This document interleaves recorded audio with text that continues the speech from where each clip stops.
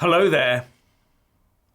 Watching what's going on in Westminster right now, you have to ask yourself if our Prime Minister is on a mission to destroy not only the nation, but also her beloved Conservative Party.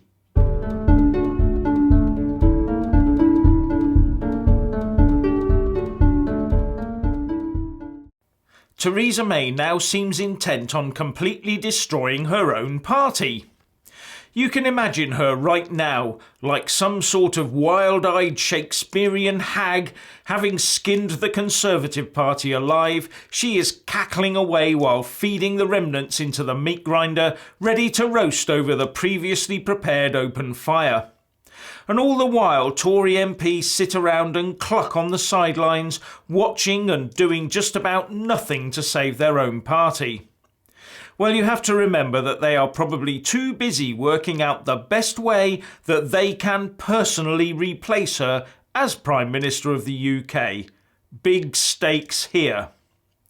But after decades of political combat with the Labour Party and trying to trash Labour leader after Labour leader, suddenly out comes the Cabinet Secretary David Lidington telling the BBC that there's plenty in terms of overall objectives that the two parties agree on. What a great way to get your Tory party supporters behind you, Mr Lidington.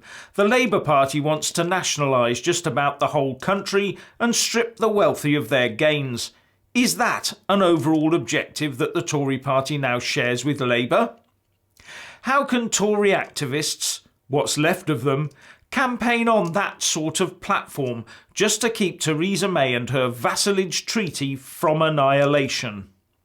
And now we hear that Theresa May has called off the Easter break for her Brexit negotiators to try and broker some sort of deal with the Labour Party to stop the likes of UKIP from winning the lion's share of the votes in the local and EU elections.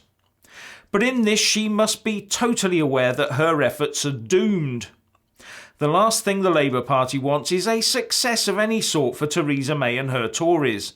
No, they want to see her crash and burn so that Jeremy Corbyn can inherit the keys to number 10.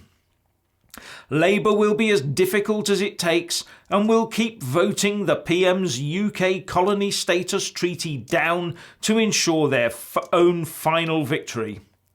Mrs May needs the help of Labour MPs to keep her show on the road, but she has nothing of value to offer them as far as I can see, so why on earth would Labour MPs give her any comfort? At least some Tories have seen the danger to their own party that Theresa May poses and are looking to change their own internal party rules to allow them to oust her. But this will be a long drawn-out process that may well take longer to achieve than the imminent train wreck that their party is about to become.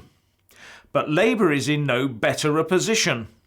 The Corbyn leadership is being told that it will lose oodles of support unless it embraces a second referendum, without acknowledging that it will lose an equal number of votes if it does end up supporting a second public vote on EU membership.